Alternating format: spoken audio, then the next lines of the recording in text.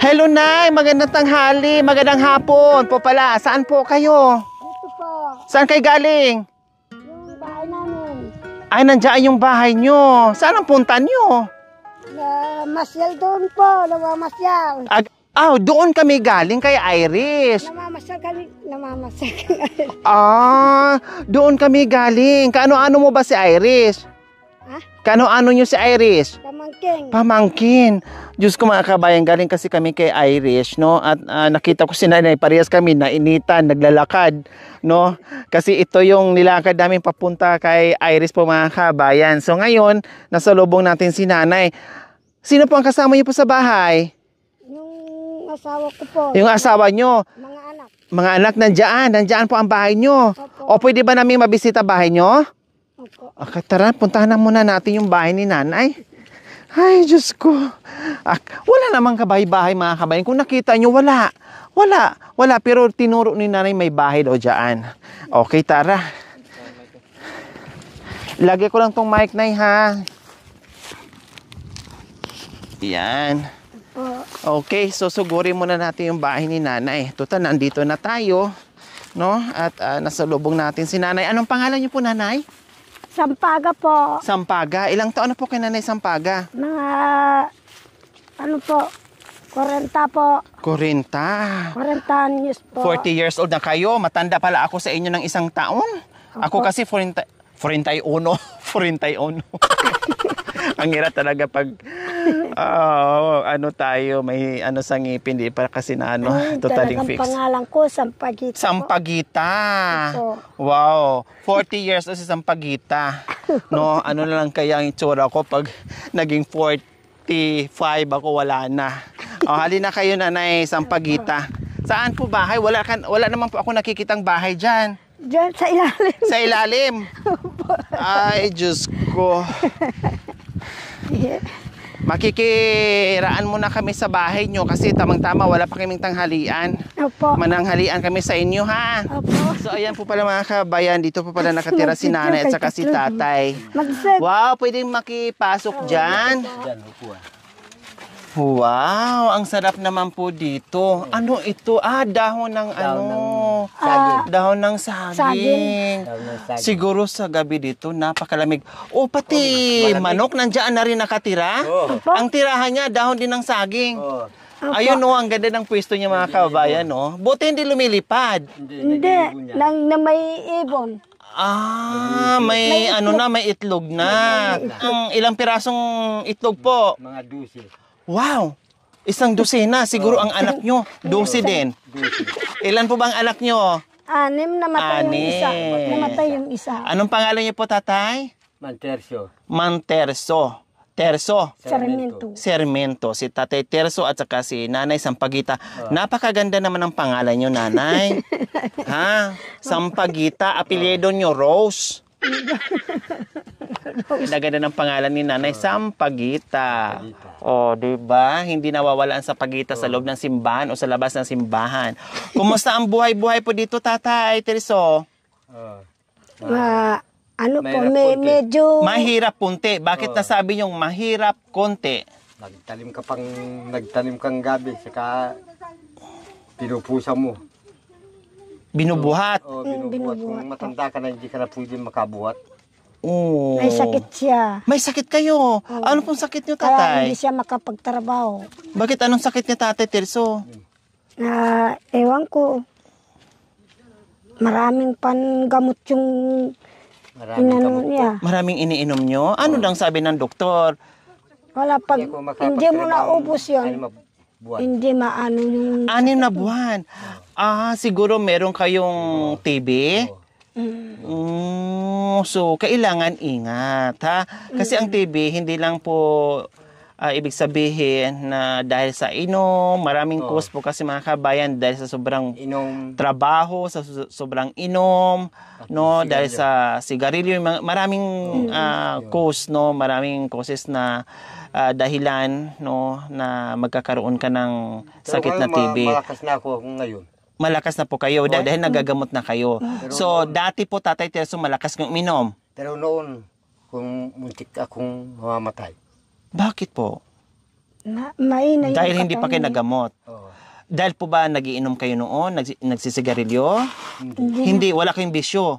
Sa trabaho niyo po siguro, Tatay Teriso. Trabaho, inaabuso na yung Katawan. sarili niya. Opo, batak na batak sa trabaho, batak sa mabigat, wala ng pahinga, stressful, lahat-lahat na. Kaya siguro doon niyo po nakuha. Muntik na po kayong namatay noon, Tatay Teriso. Oo.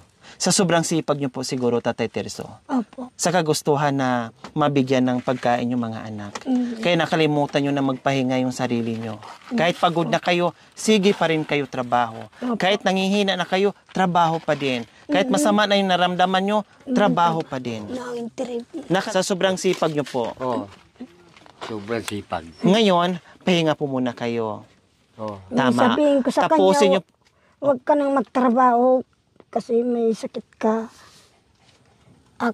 Kami na lang dalawa, yung bunso ko, yung magtatrabaho. Tulong-tulong muna kay mga anak. Maghanap ng pagkain. Opo. Kasi sabi nga ni tatay, muntik na siyang mamatay noon. So, para maiwasan yon yung muntik na yon, kailangan magpahinga muna ni tatay, magpalakas muna siya, uminom muna ng gamot, sundin muna kung anong sabi ng doktor. No? At importante sa lahat ay magpahinga kasi delikado. Di ba? Oh, bakit napaluha at naiyak si Tatay Terso? Napait Dahil kasi naalala mo, dati malakas kayo, nakakapagtrabaho kayo, ngayon hindi na. Kaya kayo ay naiyak, naluha, Tatay Terso. Oh. Dasal lang po, Tatay Terso, huwag mawalan ng pag-asa. At napakaswerte nyo pa rin. Kahit may sakit kayo, kahit hindi na kayo makakilos, nandyan si nanay at nandyan yung mga anak nyo na naghahanap buhay para matustusan pa rin po ang pangangailangan nyo, Tatay Terso. Kaya wag po kayong malungkot, lalong-lalo na ngayon ay Pasko at magbabagong taon na naman. O, kumusta nga po pala ang bagong taon nyo, Tatay Terso? Anong handa? may spaghetti, yung binagay na yung mga tao, spaghetti. Opo, yung umaakyat na nagbibigay ng mga relief goods. Opo. O, ano pa po? Tsaka yung bigas. Bigas, nabigyan din po kayo ng mga bigas, sardinas, noodles, no? At iba, Nakakasawa. hotdog, opo. Nakakasawang kumain ng sardinas. Opo, tapos itong bagong taon, ano po ang handa na naman? Spaghetti lang. Mayroon pang mailuluto. Mayroon na naman. Kasi marami Pagkatapos na naman bagong taon, testa na naman. fiesta na naman. Kasi pag mga ganito kasi buwan ng Disyembre, maraming umaakyat dito na nagbibigay, 'di ba, ng mga relief goods. Ang daming may mga ginintuang puso na namamahagi ng kanilang pagmamahal. O, 'di ba? So kayo naman, Nanay Sampaguita, ano naman po ang ginagawa niyo? Kasi si Tatay hindi na makakapagtrabaho. Kami lang yung nagtatrabaho, Nagtanim maghanap silang ng... kunting gabi. Gabi. Yan. Ako na lang yung magtatanim. Dati po, Tatay Terso, ano po ang ginagawa nyo talaga? Ano po yung mga pananim nyo? Yung nagtatanim kami ng dipolyo. Repolyo? Hindi, yung gabi, yung Dipolyo. Gabi. Namumuso. Pinupusan pa. binubuhat Opo, yung, yung mabigat. Oh. binubuhat yung Kasi, Tatay, Tapos pag ano sa bayan, nagkukuligligan. wow, kung ano-ano na lang po, Tatay, na ginagawa nyo noon. puso. Tsaka nagtatabas. Opo, kaya ang ano po doon, ang bas po doon sa sobrang sipag nyo na nakalimutan nyo na magpahinga. Biro mo, magpapasang ka ng puso, napakabigat, galing doon sa pinakatuktok sa kabundukan. Akyat baba, panaog, akyat baba. No, tapos pinapawisan kayo ng sobra-sobra, naliligo na kayo sa pawis. Hindi nyo na namamalayan, no? Hindi nyo na pinapansin, hindi nyo na pinupunasan, natutuyuan na lang kayo ng pawis doon sa katawan nyo, lalong-lalo na sa likod nyo. Kaya ganoon ang nangyari. No. Yan, gamot ko yung boss. Dalawa ng ganitong plastic kalaki. Opo, nakailang buwan na po kayo sa pag-iinom ng gamot? Siguro mga 3 buwan na. 3 buwan. So, 3 buwan na lang matatapos yun na. So, after 3 buwan, after 6 months, follow-up check-up kayo, ha? Magpa-check-up kayo ulit para ma-monitor ng doktor kung ano pa ang kailangan nyo, kung itutuloy pa ba, o kumustahin yung katawan nyo, kung okay na ba. Tatlo na sigurong check-up. sa akin, mga 3 teka. So anong pakiramdam nyo ngayon? Nakaramdam kayo ng masigla? Masigla na. Oo. Sa susunod, huwag nyo na pong abusuhin, tatay. So yung katawan nyo, ha? Kung halimbawa, babalik man kayo sa trabaho kasi hindi maiwasan na dito sa kabundukan, normal talaga yun na magtatrabaho. Ang gagawin nyo po, magtrabaho kayo, pwede, pero hinay-hinay. Hindi na sobrang Pagod. no? Tama. Huwag nyo nang gayahin yung dati yung lakas na abusuhin nyo. Kasi may lamat na, delikado na. Hinay-hinay lang po. Ang kalabaw nga napapagod. Ang kuryente sumasabog. Tao pa kaya, di ba? Na napapagod din. Okay, sige. Kumusta? Anong tinghalian nyo kanina? Kumain na kami kanina. Kumain na po kayo. Yung akdog yung ulam. Oh, wow, ang sarap. Oh, 'di ba? Talagang pag mayroon tayong nakakasalubong sa daan mga kabayan, talagang i-approach ko 'yan, itatanong ko 'yan, no? Talagang nagmamarites ako kasi naglalakad si nanay, sabi ko ang layo, kahit nga kami ay nilakad namin una, no, napakalayo mula doon hanggang kay Irish. At ngayon, buti na kahit papaano, makapasok na yung sasakyan kasi nag-harvest na nga sila. Pero lalakad pa rin kami ng more or less nasa 2 kilometers na lang po mga kabayan. Mga ganon, hindi na ganon kalayo. So, habang naglalakad, sabi ko si nanay, parang nagmamadali maglakad, no? Sabi ko, wala namang tao dito. Saan siya pupunta? Wala namang bahay. Saan siya pupunta? Yung pala, sabi niya dyan, wala naman ako nakikita. Yung sabi, dyan sa pababa. Kasi may pababa nga dito. Nakita ko, meron nga, nandito nga si nanay nakatira. Nakita ko kayo namin siya noon. Doon kayo parang nanggaling. Opo, nang papunta kay Iris. Opo, pero ano pa po yun, marami pang tubo at kamunting kahoy, hindi pa na-harvest, no, tatay. Ngayon, malinis na. Okay, hindi namin ito makikitang bahay kasi siyempre tubo. Kaya nyo ba yung nandun sa kanto, no? Opo, kami po yon. Walang tao. May tao po sa loob. Opo. Nakita nyo na pala kami tatay noon na dumaan dyan. May napa ako itong naglakad. Mainas yung naglalakad. Hindi ko lang siya nakita. Siya nakakita sa amin. Kasi kung nakita ko nung time na yon, mapasyalan ko na. Kasi talagang makikichismis ako pag mayroon akong makasalubong o makita. Talagang magtatanong ganyan ako mga kabayan. Kahit saan ako, tatanungin ko kahit hindi ko kakilala o bahala na, basta nasa lubong ko, tatanungin ko yan. Okay, sige. Lalang, nangumusta lang kami, no? At pumasya lang kami dito sa inyo, Nanay Sampaguita and Tatay Terso. Apo ko yung pinasyalan mo doon sa... Opo, sila Irish. Okay, sige. Hindi na ako magtatagal. Dito na kami, ha. Merry Christmas na lang sa inyo and Happy New Year. Ulitin ko po, tatay. Huwag nyo na po abusuhin yung katawan nyo, ha. Magpahinga muna. Kung darating ang panahon na talagang babalik na ang lakas nyo, pwede kayo magtrabaho, pero hinay-hinay lang. Huwag na abusuhin. Kasi mas lalong mahirap pag naabuso yung katawan, tapos magkakasakit, paano pag hindi na talaga tuluyan na talagang hindi na makakapagtrabaho, manghina na. Diba? Lalong problemado. Lalong may problema kasi hindi na makakapaghanap buhay. Diba? Okay, sige. Pambili sa bagong taon. Opo. Anong bibilhin niyo pa sa bagong taon? Pambiling... Gusto nila... Kasi meron na spaghetti. Opo, pambili ng ano karne. Po. Hindi. Karne. Gusto nila yung mga anak ko magluluto ng kalamay. Kalamay. O bukod sa kalamay, ano pa? Pambiling ulam. Sangkap. Ulam. Hindi na yung ulam po. Maraming sardinas. Maganda yung may... Huwag na ang ulam kasi maraming sardinas. Maganda yung may... Maraming relief goods. Po? Maganda yung may sabaw na maripol yun, saka manok, no? Opo. Yung request ni tatay, bilhin nyo po. Kasi nagiinom ng gamot, laging ginugutom, nagiinom ng gamot, naghahanap ng medyo masarap na ulam, no? At yung sabaw, tama yung request ni tatay, tinulang manok. Sabaw. May kalamunggay. May kalamunggay at papaya. Ang sarap-sarap. Papaya. Papaya. Papaya para payayakapin mo si tatay pagkatapos kumain ng papaya. Payayakapin after kumain ng papaya. O, dagdagan ko pa, nanay, o. Opo, sige, salamat po. Magkano na yan? Pambili ng ano po, Ha? sabaw ng manok, gusto ni Mantirso. Tama, sabaw na gusto ni Tatay Terso, 2,000. Siyempre, bigas. Bumibili akong bigas na hindi na ano, yung bigas namin, makakaano ng dibdib. Masakit sa sikmura.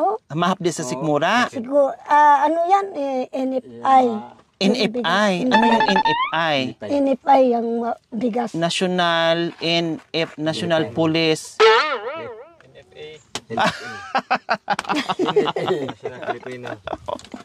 NFA. National Filipino. Opo, kasi kumbaga laon na kasi. Laon matagal na po kasi na ano. Kaya medyo may gamot na siya. Kaya medyo masakit or mahapli sa tiyan. Kaya yung ibig sabihin ni nanay, NFA. Diba? Sige, bili kayo ng bigas. Opo, bigas isang sako. Para hindi nasasakit ang sikmura nyo. Opo. Isang sako. Opo, ganyan lang. 2,000. 2,000? Ganyan lang ang bigas. 2,000 bigas. Yun, tingnan nyo po. Kasya na? Opo.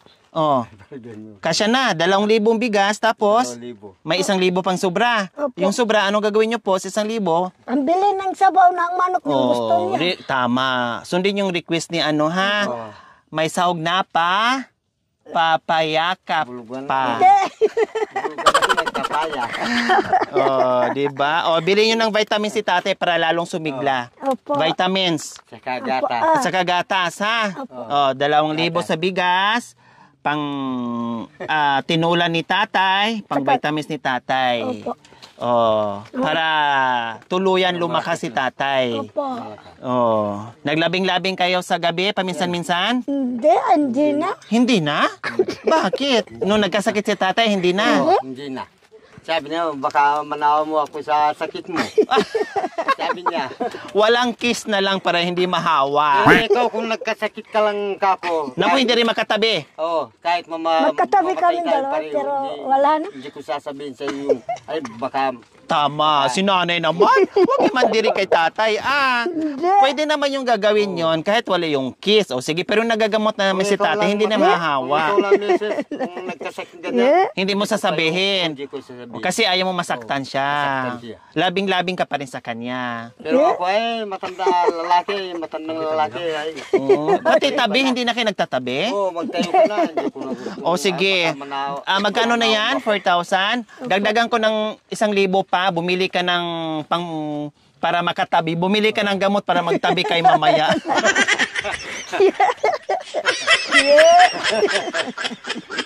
Para sumigla at uminit ulit si nanay. Pampasiglan lang.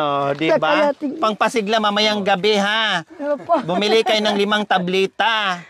Para sumigla ka. Kasi si tatay, kahit may sakit, masigla pa din. Kawawa naman. Ako naman, boss. Wala na akong kapatid na babae. Yung mga 3 buwan pa yata. 3 buwan na matay yung kapatid kong babae. 4 na buwan. 4 na So wala na kayo mga kapatid na babae. Okay, nanay, nasa lubong kita kanina, no? Sabi ni... Anong mensahe niyo po sa biyaya na natanggap niyo ngayon? Mensahe niyo po. Sabi ni Apong Jesus kanina sa puso ko. Opo. Punta mo yung Punta ka doon. Oo. Kasi may masasalubong kang biyaya, parang ganun. Opo. Tapos ngayon nahawak-hawak yun na. Sinagot ng Panginoong Diyos, anong pakiramdam mo ngayon? Masaya? Opo, masaya. Uminom siguro, boss, mga 18 panulo. Kaya ako, kung nakainom ako ng 18 panulo, gamot. Nalalambot. Opo, panulo ibig sabihin gamot. Nalalambot. Opo. Nalalambot ako. Naglalambot kayo pag yung sabay-sabay ang inom. Maingat siya pag marami ng gamot yung ininom. Pag nag-inom kayo ng gamot, halimbawa kung 18 na klaseng gamot, kailangan mayroong pagitan. Huwag yung isang lunukan, wag. Opo, wag mong isabay-sabay tatay. Halimbawa, every 5 minutes or every 10 minutes ang pagitan. Kasi kung isabay-sabay nyo po lunukin yon o inumin yon, mahihilo po kayo.